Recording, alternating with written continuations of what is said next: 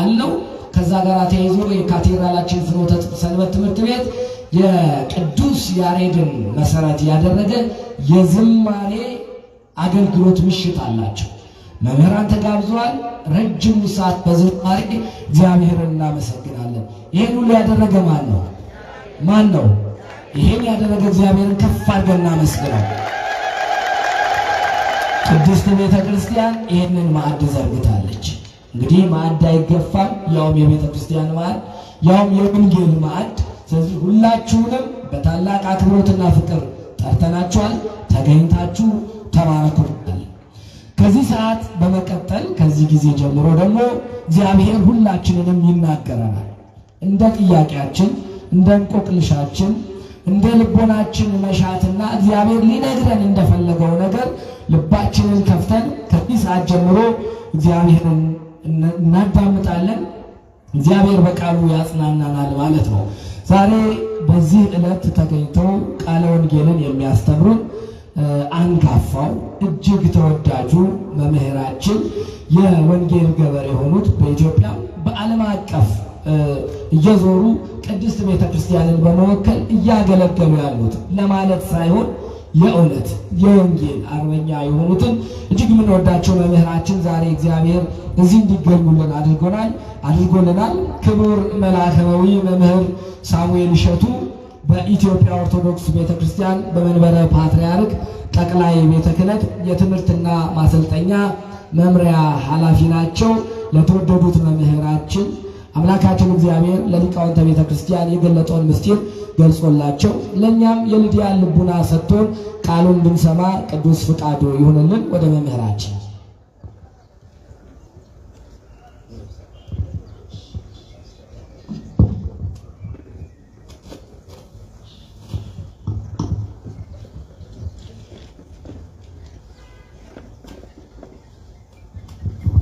በስመ አብ ወወልድ ወመንፈስ ቅዱስ አሐዱ አምላክ አሜን።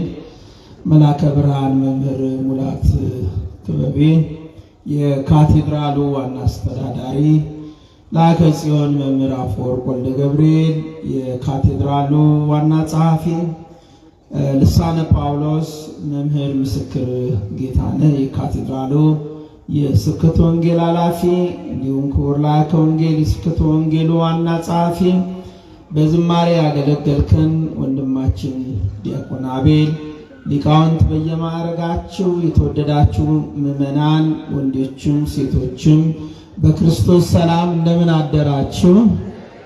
የአምላካችን የእግዚአብሔር ስም የተባረከና የተመሰገነ ይሁን።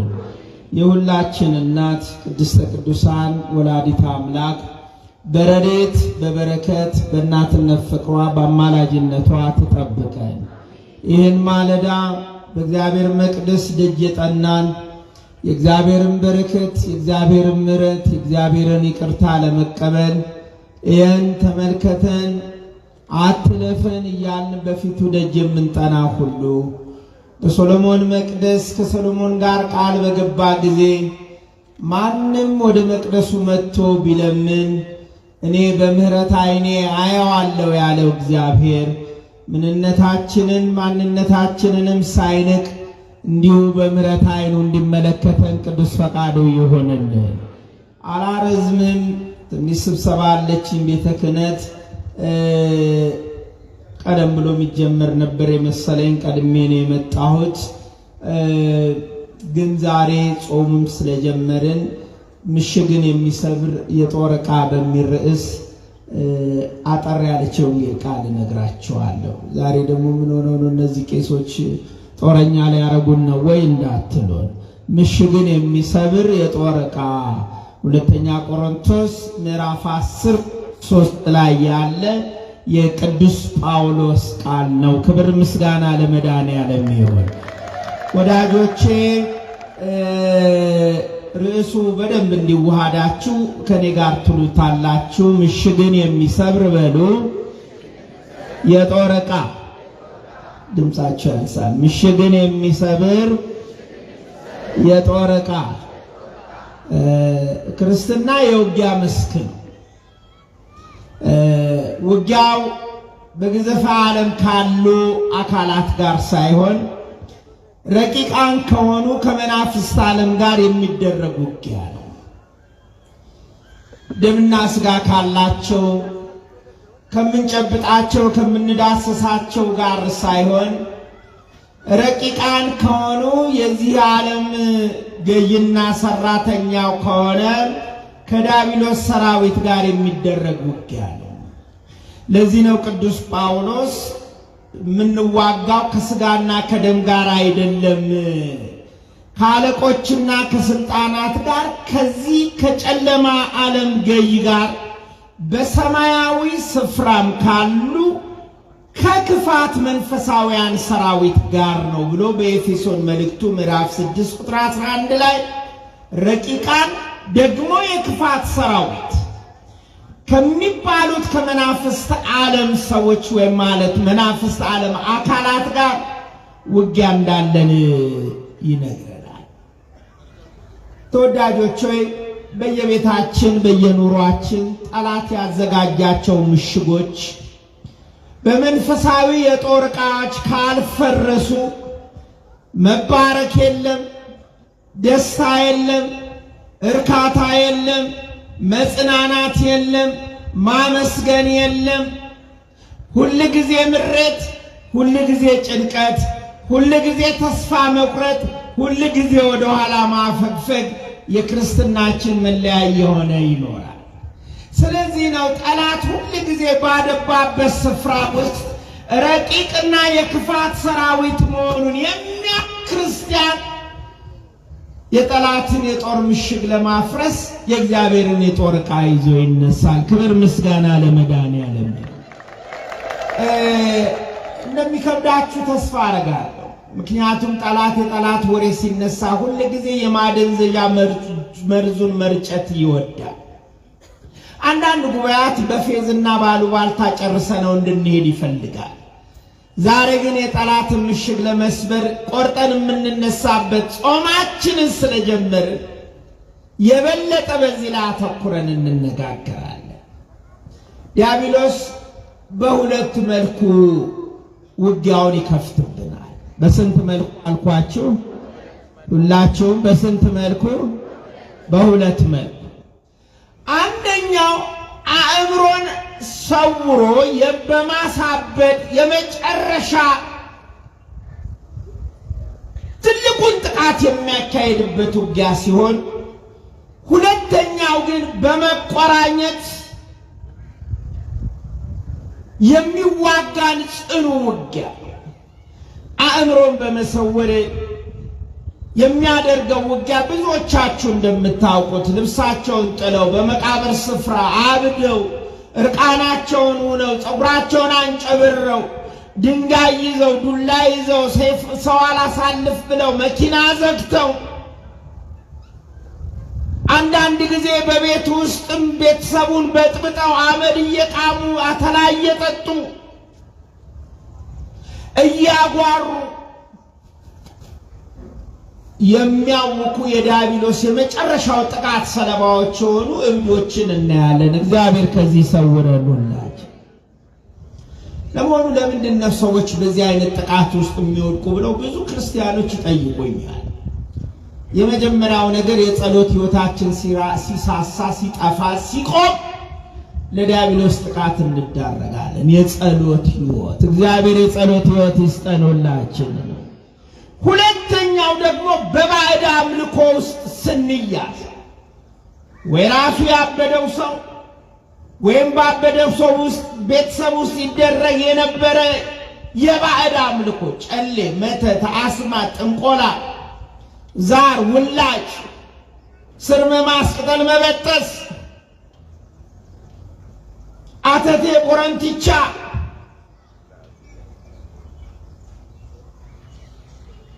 እኒህን የመሳሰሉ የባዕድ አምልኮ በቤተሰብ ውስጥ ሲኖር ጠላት ዲያብሎስ በቤተሰብ ውስጥ ተፈሪነቱን አስፈሪነቱን ለመጨመር ከቤተሰብ መካከል አንዱን ይገጨውና ይወጋውና ወይም ይቆራኘውና ያሳብደዋል።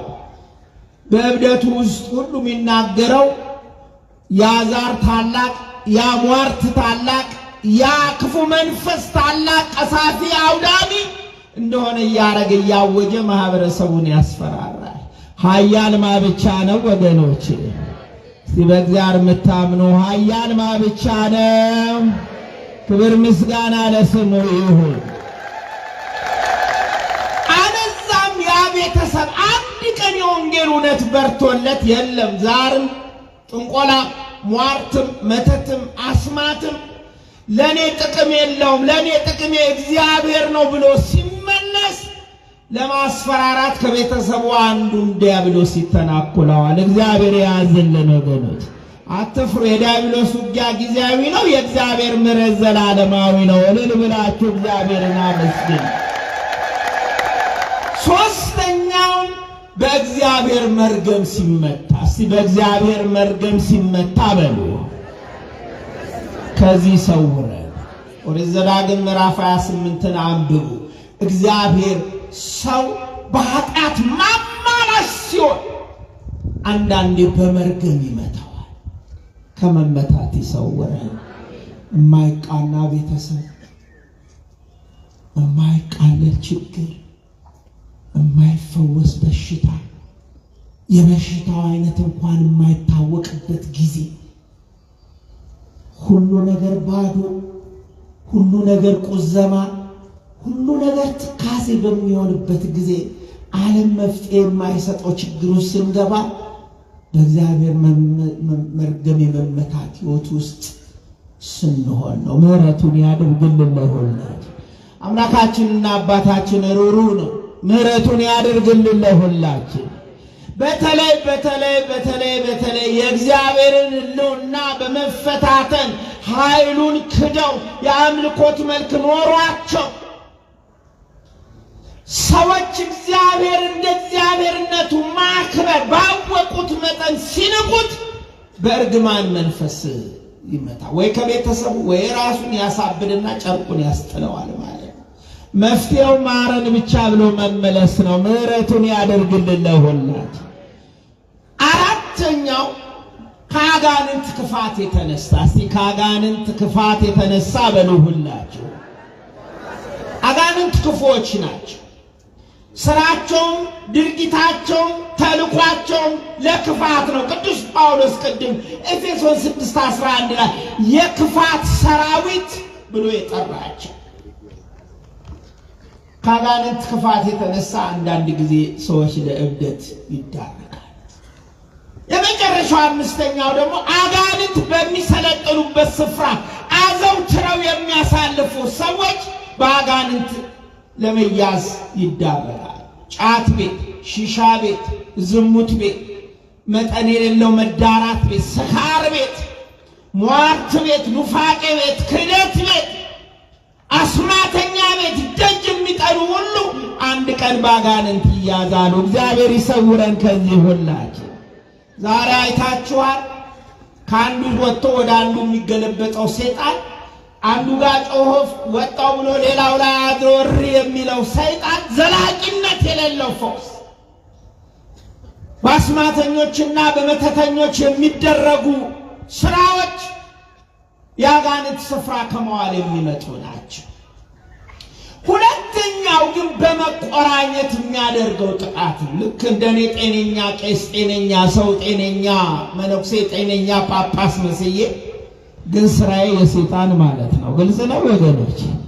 ጤነኛ ምዕመን መስሎ፣ ጤነኛ ዘማሪ፣ ጤነኛ ሰባኪ መስሎ ግን የአጋንንት ስራ የሚሰራ ማለት እንዴት ሆኖ ነው ሰይጣን ተቆራኝቶ ክፉ ነገር የሚያሰራን ስንል የመጀመሪያው የድፍረት ኃጢአት ሲገዛል። ከኔ ጋር በሉ የድፍረት ኃጢአት ሲገዛ። ዳዊት በዚህ ላይ ጸልዮአል። ወእምነኪር መሐኮለ ገብርከ፣ ባሪያህን ከድፍረት ኃጢአት ጠብቀው ብሏል። ከምን ኃጢአት ወገኖች ንገሩኝ? ከምን ኃጢአት? ሰው ይስታል፣ ይወድቃል። ተፈጥሯችን ስሁት ነው። ተዘከር እግዚኦ ከመ መሬት ንሕነ ወሰብእሰ ከመ ሳዕር መዋዕሊሁ።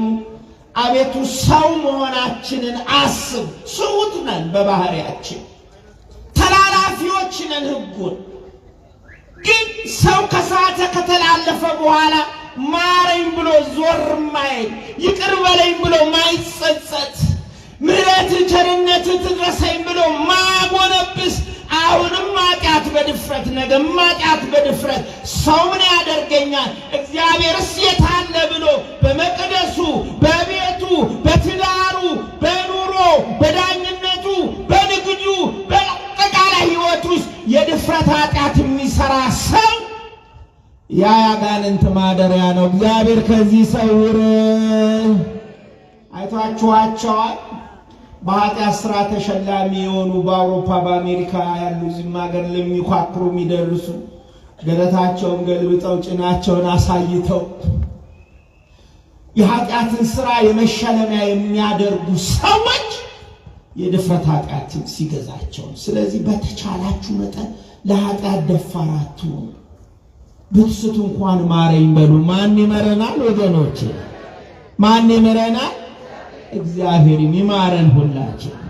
ሁለተኛው ብዙ ሰዎች የአምልኮት መልክ ኖሮን ክርስቲያን ምን መስለን አንደበታችን ክፉ፣ ድርጊታችን ክፉ፣ ስራችን ክፉ የሚሆነው የጸሎት ሕይወት ሳይኖረን ሲቀር ነው። ባካችሁ ጸልዩ። ጠዋትም ማታም ጸልዩ። ማታ ማታ ሰላም ያዋልክን ሰላም አሳድረኝ ብሎ አይበቃም ወገኖች? አምላካችን እግዚአብሔር ድካማችንን የሚያውቅ ነው። ስሙ የተመሰገነ ይሁን። ማለዳውን ደግሞ የማለዳ ብርሃን ያሳየኝ ቀኔን ባርክ በሉት። ማን ይባርክልናል? እግዚአብሔር ይባርካል። ስትበሉ ስትጠጡ ሁሉን ነገር ስለ እግዚአብሔር ክብር አድርጉት እንዳለ ቅዱስ ጳውሎስ ማዕዳችሁንም ባርካችሁ ብሉ። ጸጋን ለፍጥረት ሁሉ የምትሰጥ አምላካችንና ፈጣሪያችን ስለሰጠን ጸጋ ፈጽመን እናመሰግንሃለን። ፍጥረት ሁሉ ያንተን ዓይን ተስፋ ያደርጋል። አንተ ለሁሉ ምግብን ትሰጣለህ። አሁንም አምላካችን ቀኝህ ትዘርጋ፣ ይህንንም ማዕድ ባርክልን እንበለው። ማን ይባርክልናል? አቤት ጤና፣ አቤት ሰላም፣ ቁንጣን የሌለው ጨጓራ የሌለው ህመም የሌለው ወደ ካንሰር ማይለወጥ ጉበት ማያጠቃ ኩላሊት ማያፈርስ የእግዚአብሔር በረከት በሰውነታችን ላይ ያለ። ልብሳችሁንም ባርኩት። እግዚአብሔር የዝሙት ዓይን እንዳያየኝ ያድርግልኝ። ልክ ነው አይደል? መኪናችሁንም ባርኩ፣ ጸልዩ። እግዚአብሔር መንገዴ በሰላም እንዲሆን፣ እንዳልጋጭ፣ ሰው እንዳልገጭ፣ ድሃ እንዳልበድል፣ ሰው እንዳላሳዝን፣ ቢሮአችሁንም ሁለንተናችሁን በጸሎት ባርኩት። ሰው የጸሎት ሕይወቱ ሲጠፋ ሰይጣን እየቀረበው እየተተናኮለው እያያዘው የእሱ ሰራተኛ ያደርገዋል። እግዚአብሔር የጸሎት ሕይወት ይስጠን ለሁላችን።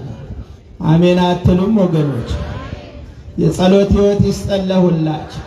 ሌላው በክህደትና በኑፋቄ ሲያዝ፣ ሌላው በባዕድ አምልኮ ሲያዝ ጊዜያችሁን ብዙ ላለመውሰድ ወዳጆቼ፣ ዲያብሎስ ትልቁ በዚህ ዘመን ከሚሰራው ፈተናዎች መካከል በአእምሯችን ውስጥ እግዚአብሔር እሱንምና ሐሳቡን የሚቃወም አመለካከት ውስጣችን እንዲያደር ምሽግ ይሰራል። ምን እያለ? የመጀመሪያው እግዚአብሔር አይወድህም ይላል። እስቲ እግዚአብሔር የሚወዳችሁ እጃችሁን አውጡ። እግዚአብሔር የሚወዳችሁ ስሙ የተመሰገነ ይሁን። ክብር ምስጋና ለስሙ ይሁን።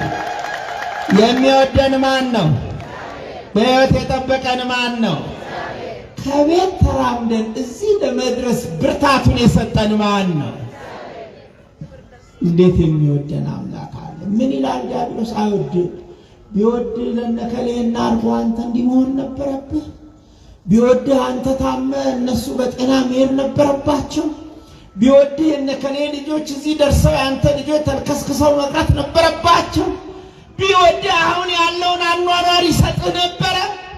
ቢወድህ መግቢያ መውጫ አተ መንገድ ታጥሮብህ አሽሉከኝ እያልከው ዝም ይልህ ነበረ። የማይደረድራቸው ምክንያቶች የሉም። እየሰማችሁ ነው የምናገረው? ባካችሁ ድገሙና ለጠላት እግዚአብሔር በሉ አንድ ላይ ይወደናል። ድገሙት። እግዚአብሔር ይወደናል። ብንወድቅም ያነሳናል፣ ብንሰበርም ይጠግነናል፣ ብናዝንም ያጽናናናል፣ ብንጠፋም ፈልጎ ያገኘናል። እግዚአብሔር ይወደናል። ክብር ምስጋና ለስሙ ይሁን።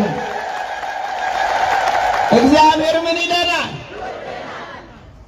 አውጡት። ይሄ ምሽግ ጭንቅላታችን ውስጥ ዲያብሎስ ሰርቶታል። አይወዳችሁም ይላል እያነጻጸረ የሰውን ኑሮ፣ የሰውን ቤት፣ የሰውን ጤና፣ የሰውን ሕይወት፣ የሰውን ጎዳና፣ የሰውን ክብር፣ የሰውን ማዕረግ። መጽሐፍ ግን ምን ይላል?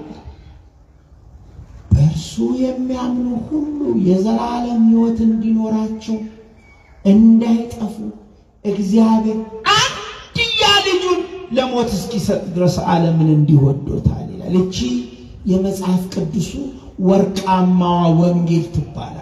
እስመ ከመዝ አፍቀሮ እግዚአብሔር ለዓለም ወመጠው ወልዶ ዋህደ ለቤዛ ኩሉ ዓለም። አንድያ ልጁን የመጽሐፍ ቅዱስ የአዲስ ኪዳን የብሉይ ኪዳን እውነት ሁሉ ተጠቅልሎ ያለችው በዚህ ጥቅስ ውስጥ ነው። ዮሐንስ ወንጌል ምዕራፍ 3 ቁጥር 16 ነው። አንድያ ልጁን ለሞት አሳልፎ በመስጠት እኔንም እናንተንም ባለጸጋውንም ድሃውንም ወዶታል። ኧረ እልል ብላችሁ እግዚአብሔርን አመስግኑ። ማን ወዶናል? ያዳላል? ተባረኩ። ድገሙ፣ ጠላት ይስማ። ያዳላል? ተባረኩ። እንዲህ ነው የሚለው ጌታ በማቴዎስ ወንጌል ምዕራፍ 5 ቁጥር 45 ላይ እርሱ በክፎችና በበጎች ላይ ፀሐይን ያወጣልና በጻድቃንና በኃጢአተኞችም ላይ ሳያዳላ ዝናብን ያዘንባል። ስሙ ማን ነው? ድገሙ፣ ስሙ ማን ነው? አሁን እንደየኑሯችን እንደየዳኝነት የእግዚአብሔር የዳኝነት ሚዛን እዛች ደጅ ጋር ስክሪን የምታደርገን ኖሮ በመቅደሱ ቆመን ልንሰብክስ፣ ቆመስ ልንዘምር፣ ቆመንስ ወንጌል ልንሰማ፣ በጥምጥም በመስቀልስ ልንገለጥ፣ በነጠላስ በካባ ልንታይ የሚያበቃ ስራ ነበረን። የማምረት ነው እዚህ ያደረሰ ምሕረቱ የጎበኛቸው። ኧረ እልል ብላቸው እግዚአብሔርን አመስግኑ። የማምረት ነው የጎበኘን። ምን ስራ ኖሮ፣ ምን ሕይወት ኖሮ፣ ዘምረን ምን ዘፍን፣ መርቀን ምን ረግም፣ መጽውተን በኋላ ምንነጥቅ ምናታልን፣ ለእግዚአብሔር ሰገደን ለጣዖት ቤት እግሮቻችንን ምናቀና፣ ግን ሁል ጊዜ አባት ልጁን እንደሚወደው ልጆቼ እያለ ይጠራናል። አሁንም ይጥራል ሁላችንን። ሁለተኛ ጠላት የሚዋጋው ውስጣችን ያኖረው ምሽግ እግዚአብሔር ረስቶሃል የሚል ነው። ከባድ ነው። ተረስተሃል። በቃ አንተ አይመግብህም፣ አይረዳህም፣ አይራዳህም፣ አያዝንልህም። እግዚአብሔር ረስቶሃል። ሰራና ረሳ። ይሄ የጥንት ኑፋቄ፣ የጥንት ክደት ነው። አንዳንድ ኑሮ እንዲህ ያስብላል አይደል ወገኖች? አንዲት ሴት ተናገረች ብሎ የነገረኝን አንድ ሰው ሲነግረኝ ኑሮዬ እጅና እግር የሌለው ሆኗል፣ የተቦለቦለ ድንጋይ ሆኖብኛል፣ መያዣ መጨበጫ የሌለው አፍና ቂጥ የሌለው ሆኖብኛል። እንዲህ ከመሆን ይሰውረኑላችሁ። መያዣ መጨበጫ የሌለው አንዳንዴ እንዲህ ስንሆን ሁላችንም ሰው ስለሆነ እኔንማ ረስቶኛል እንላለን። እስራኤል እንዲህ አይነት ሕይወት ገጥሟት ነበር። ጠላት ሲመታት፣ ምርኮ ሲበዛ፣ ብዝበዛ ሲበዛ፣ መቅደሱ ሲመዘበር፣ ካህናቱ ሲወሰልቱ፣ ሕግ አዋቂዎቹ ሕግ ሲተላለፉ፣ ሴቶች ሲደፈሩ፣ ወንዶች ተማርከው ጡብ ጠባሽ፣ ድንጋይ ሰንጣቂ፣ ብረት አንጣሪ ሆነው በመከራና በግፍ ሲሆኑ፣ ሕፃናት ያለ ወላጅ ሲሆኑ አይታ እግዚአብሔር ረስቶኛል አለች። ማ ረስቶኛል አለች? እንዲህ አለች፣ ጽዮን ግን እግዚአብሔር ትቶኛል ጌታም ረስቶኛል አለች። እግዚአብሔር ነው የሚለው በነቢዩ ኢሳይያስ ላይ አድሮ ምዕራፍ 49 ቁጥር 14 በውኑ ሴት ከማኅፀኗ ለተወለደው ልጅ እስከማትራራ ድረስ ሕፃኗን ትረሳ ዘንድ ትችላለችን? እስቲ እናቶቼ ወንዶች ዝም በሉ። ልጆቻችሁን ትረሳላችሁ? ከማህፀን የወጣውን ትረሳላችሁ? ጌታ ምን ይላል? ልትረሳ ትችል ይሆናል ይላል። ድሮ አይገባኝም ነበር፣ አሁን እየገባኝ ነው። አሁን ሰሞኑን ሐረር ነው ሽንት ቤት ከታ ልጇን አውጥታ አንዲት ፖሊስ ስራ አጥብታ ልጇን ያዳነች ማዕረግ የተሸለመች አይቻል። አይታችኋል እናንተ? ባህር ዳር ስትሄዱ ደግሞ አንድ ሕፃናት ማሳደጊያ አለ። ተጥለው ያሉ ልጆችን አንስቶ የሚያሳድግ ኑሮ ሲከዳት የቀን ጨለማ ሲሆንባት መሄጃ ማምለጫው ሲጠፋት ለማህበረሰብ መውለዷን ነውር፣ ውርደት፣ ክስረት መስሎ ሲታያል ልታረግ ትችል ይሆናል። ጌታም ብሏል እኔ ግን አልረሳሽም አለ። ኧረ እልል ብላችሁ እግዚአብሔርን አመስግኑ ባካችሁ። እኔ ግን ምን አልልሽም፣ ድገሙት፣ ምን አልልሽም።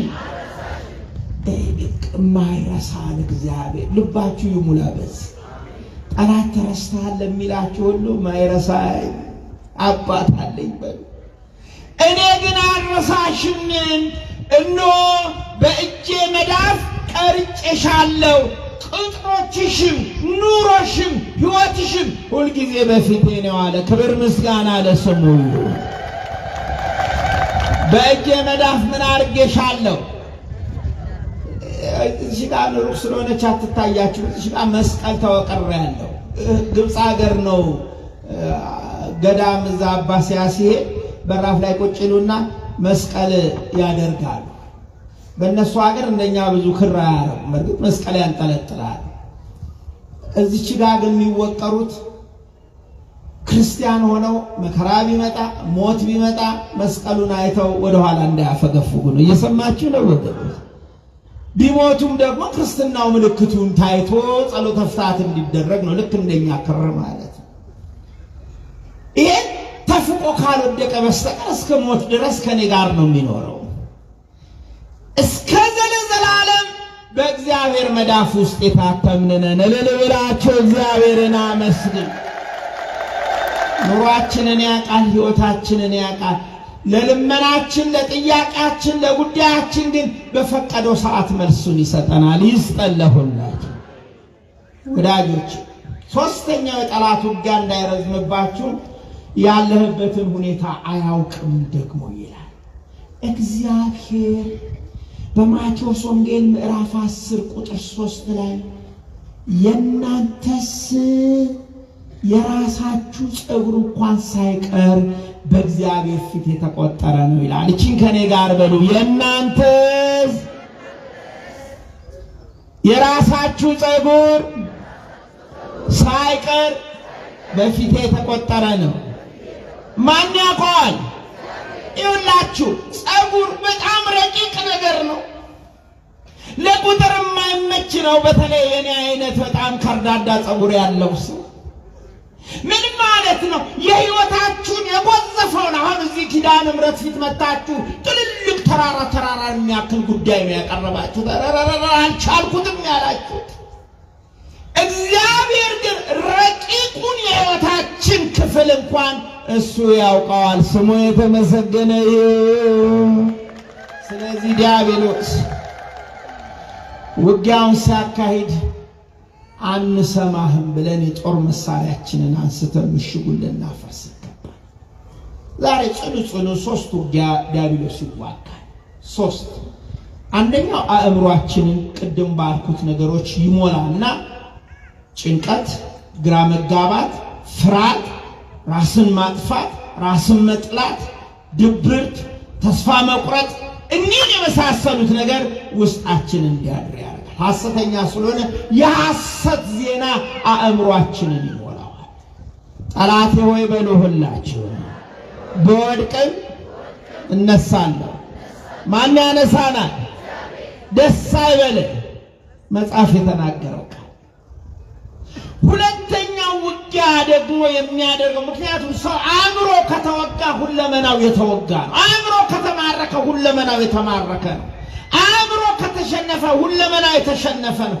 አእምሮ ከተማረከ ሁለመናው የተማረከ ነው። ሊቁ እንዳለው ምን ይላል? ዲያብሎስ አእምሮን ከማረከ ሌላውን ነገራችንን መማረክ ለሱ ቀላል ነው።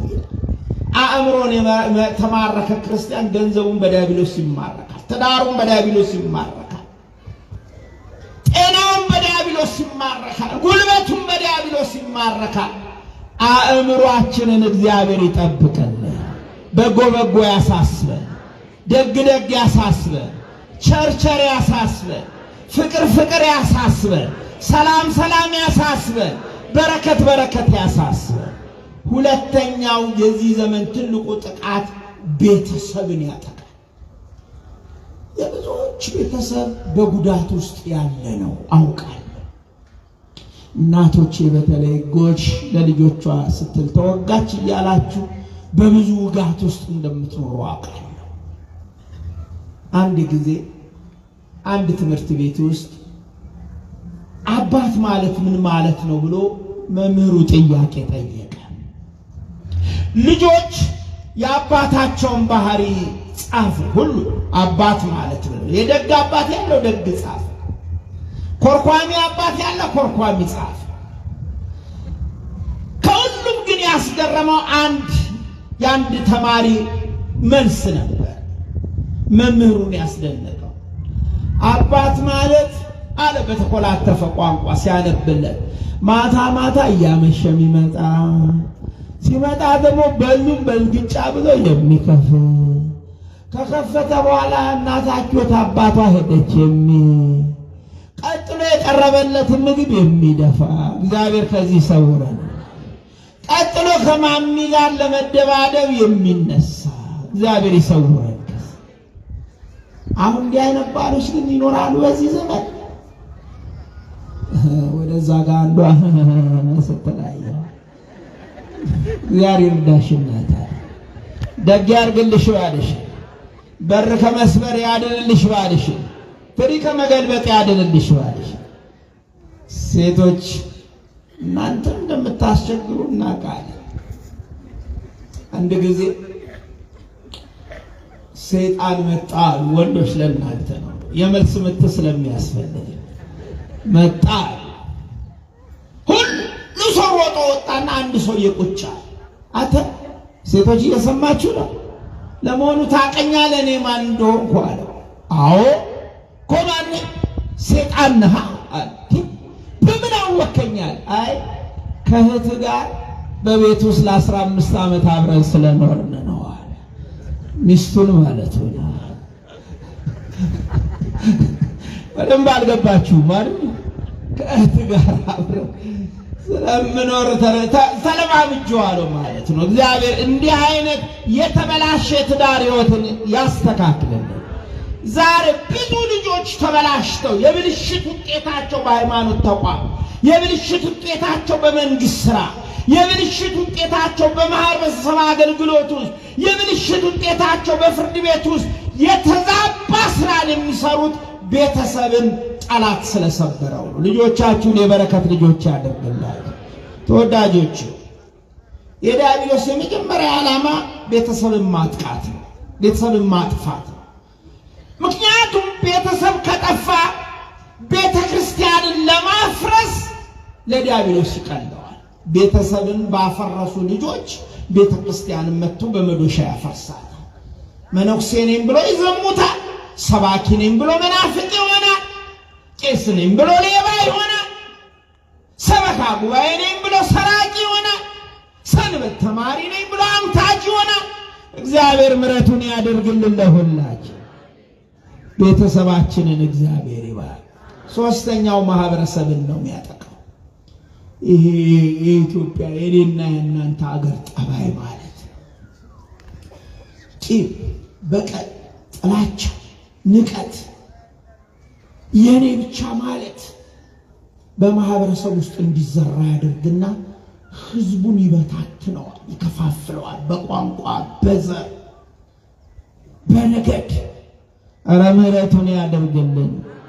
እረ ለኢትዮጵያ ምሕረቱን ያደርግላት። እረ ለኢትዮጵያ ምሕረትን ያደርግላት። ይህን ውጤት እኮ በኑሯችን ተሸክመነው እኮ በእጃችን ነዶጃችንን እየዞርን ነው። ሞቱ፣ እልቂቱ፣ መፈነቃቀሉ የየዕለት ዜና እኮ የሆነው ጠላት እኮ ሰርቶብን ነው።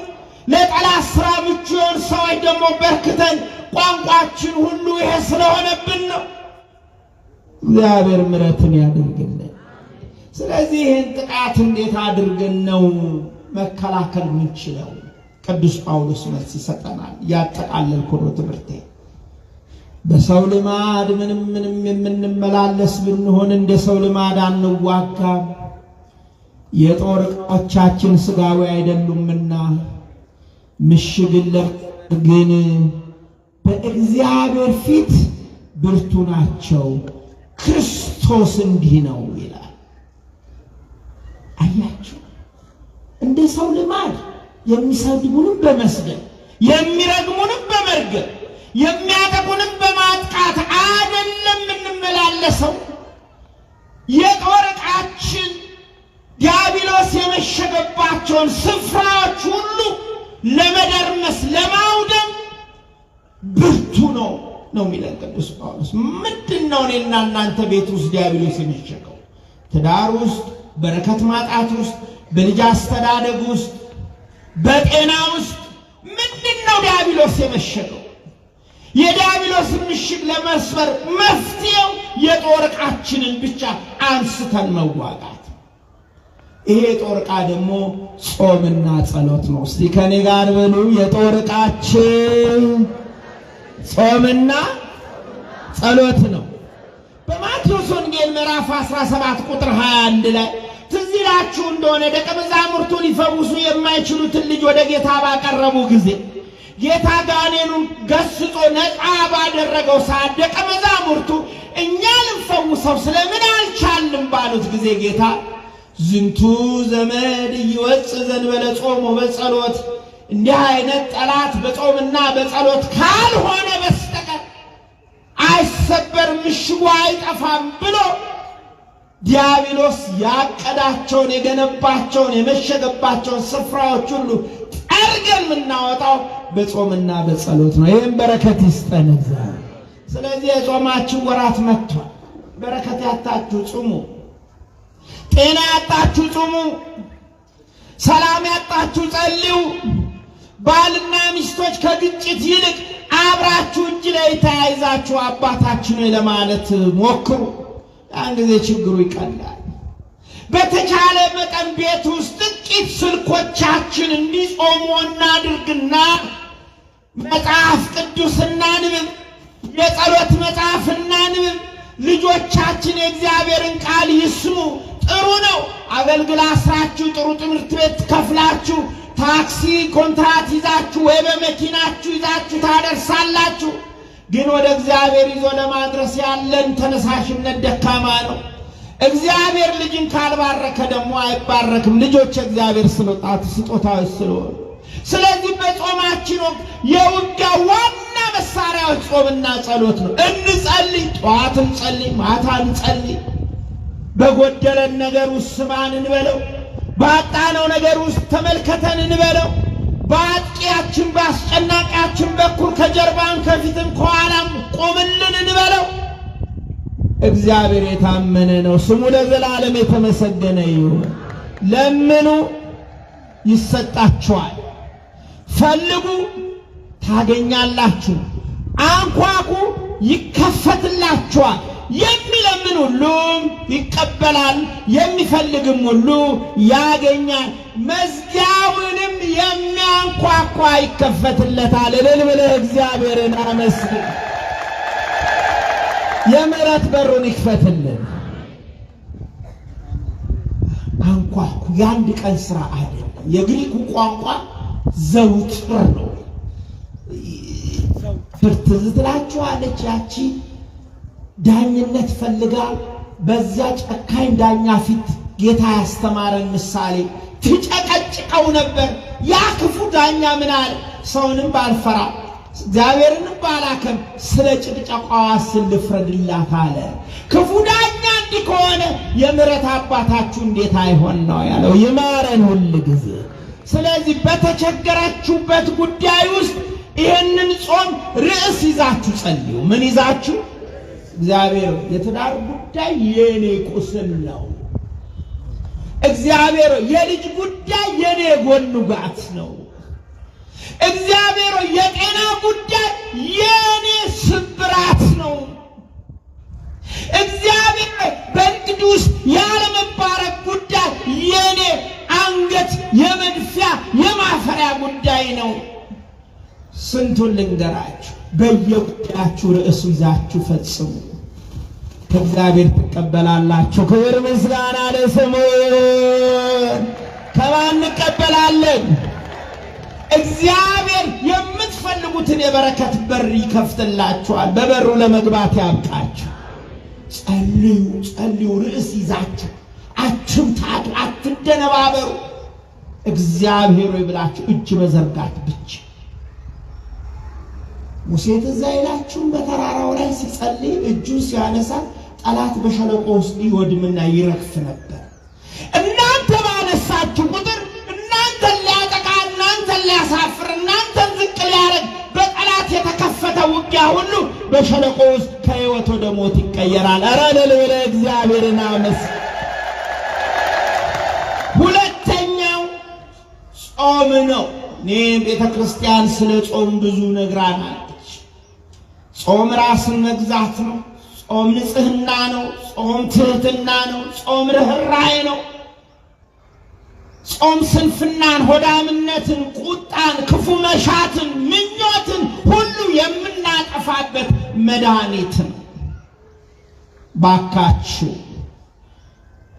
በጾምና በጸሎት ይችን 45 ቀን ስለ ራሳችን፣ ስለ መዳናችን፣ ስለ ቤተሰባችን፣ ስለ መባረክ፣ ስለምንኖርባት ሀገር ሰላምና ጸጥታ፣ ስለ ማህበረሰብ ፍቅርና አንድነት እየጸለይን የዲያብሎስን ምሽግ አፍርሰን በሕይወት ለመኖር እንድንዘጋጅ በፍቅር አሳስባችኋለሁ። ለዚሁም እግዚአብሔር ይርዳን። የወላዲተ አምላክ ረድኤት በረከት ከሁላችን ጋር ይሁን። በመቅደሷ መተን ደጅ ጠንተን የምንማጸነውን ሁሉ በርኅራኄ አዛኝት የሆነች እመቤት ልመናችንን በልጇ ፊት አቅርባ በተሰጣት ጸጋ ወደ በረከት ትቀይርልን። ደስ የሚል ቀን ያውላችሁ። ከኛ ወገን የታመመውን ይማርልን። በሰው ፊት መናገር አቅቶት በእግዚአብሔር ፊት ብቻ እያለ ተመልከት እያለ ያለውን ምንም አይነት ሁኔታ ውስጥ ሆኖ የመጣውን ሰው እግዚአብሔር ይመልከትልን። ልጆቻችሁን እግዚአብሔር ይባርክ። በልጅ ከመቀጣት እግዚአብሔር ይሰውራችሁ። ትዳራችሁን እግዚአብሔር ይባርክ። የተባረከ ትዳር ሰላም አለውና ሰላማችሁን በትንሿ ጎመን በብዙ ምስጋና ውስጥ እያጣጣማችሁ ለመኖር እግዚአብሔር ያብቃችሁ። ቅዱስ ቤተ ክርስቲያንን ይጠብቅልን። በቤተ ክርስቲያኒቱ ስም የሞቱ የታረዱ የተገደሉ ያሉትን በተለይ በአርሲ አካባቢ እኛ ኃይል የለንም፣ ኃይላችን እግዚአብሔር ነው። እኛ ጉልበት የለንም፣ ጉልበታችን እግዚአብሔር ነው። ሰዎች ይህን ስንናገር ወደ ፖለቲካ፣ ወደ ዘር፣ ወደ ምን ሊቀይሩት መሿሿማ ሊያደርጉት ይችላሉ። በታመነው መቅደስ ግን የምንናገረው ላይ ሆኖ በሚያው በእግዚአብሔር ፊት የምንናገረው የሰው መሞት ክፉ ነው። የሰው መሞት እግዚአብሔርን ያስቀይማል። ሕንፃ እግዚአብሔርን ማፍረስን እግዚአብሔር ያንሰው ያፈርሰዋል። ይህንን ስራ የሚሰራውን ያጋንንት መንፈስ እግዚአብሔር ያዝልን። ለዚያም በጉዳት ላለውን ቤተሰብ እግዚአብሔር መጽናናትን ይስጥልን። በእኔ ቢደርስ ብላችሁ አስቡ። 7 ሰው ከአንድ ቤተሰብ ሲሞት፣ 5 ሰው ከአንድ ቤተሰብ ሲሞት፣ የ2 ዓመት ልጅ በጥይት ሲመታ እንዴ! ሰብአዊነት፣ ኢትዮጵያዊነት፣ ኩሩ ሕዝብነት፣ ደግ ባህል፣ ደግ ቋንቋ በየማህበረሰቡ ኢትዮጵያ ሕዝብ አማራ፣ ኦሮሞ፣ ትግሬ፣ ቤኒሻንጉል፣ ወላይታ የትኛው ማህበረሰብ ኢትዮጵያዊ ቅዱስ ማህበረሰብ ነው። እግዚአብሔር የተመሰገነ ይሁን። ክፉ የሚያደርጉና መርዝ የሚሰጡ የጥላት ምሽግ የሚያከናውኑ የጥፋት ሰራተኞችን ግን እግዚአብሔር ያዘልን። ተባረኩ። እግዚአብሔር ከሁላችን ጋር ይሁን።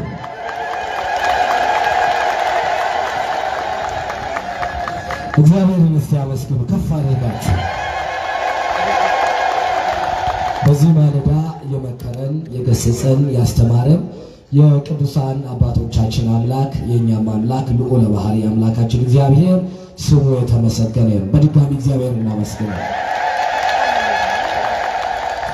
ወንጌልን ያስተማሩን እጅግ ተወዳጁ ትጉ የወንጌል ገበሬ አባታችን ክቡር መልአከ-መዊ መምህር ሳሙኤል እሸቱን አምላካችን እግዚአብሔር ቃለ ሕይወት ያሰማልን፣ ቃለ ሕይወት ያሰማልን።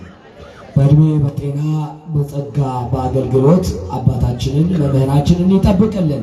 የመምህራንን ዋጋ የሚከፍል መድኃኔ ዓለም የመምህራንን ዋጋ ይክፈልልን። ቃለ ሕይወት ያሰማልን። እስቲ እግዚአብሔርን አመስግኑላቸው። የተወደዳችሁ የእግዚአብሔር ቤተሰቦች ወደ ዝማሬ አገልግሎት እንሄዳለን። ግን ከዛ አስቀድሞ የተወሰኑ ምስክርነቶችን ልናገር። ከዛም በፊት አንዳንድ ማስታወቂያዎችን ላስታውሳችሁ። እዚሁ ከኛው አጠገብ ያለው ቤተል ደብረ መድኃኒት መድኃኔ ዓለም ቤተክርስቲያን ልዩ ጉባኤ አዘጋጅቷል። መምህሩ የስብከተ ወንጌል ኃላፊው መምህር ኃይለ ሚካኤል ትላንትናም በማታ ጉባኤ አብረውን ነበሩ። ዛሬም እዚሁ ይገኛሉ። መምህራችን በጣም ትጉ መምህር ናቸው። ከህዳር 26 እስከ 28 ለ3 ቀናት ታላቅ መንፈሳዊ ጉባኤ ተዘጋጅቷል። ሁላችንም እዛ የምንገኝ ይሆናል። እናንተም ሁላችሁም ተጋብዛችኋል። አንድ እህቴ ውጭ ሀገር ነው የምትኖረው። በጣም ችግር ውስጥ እንደገባች ነገረችኝ። ሄደሽ ለኪዳነ ምሕረት ንገሪልኝ አሳስቢልኝ አለችኝ። መጥቼ ለኪዳነ ምሕረት ነገርኩላት። ችግሯም ተፈታላት። ለክብሯ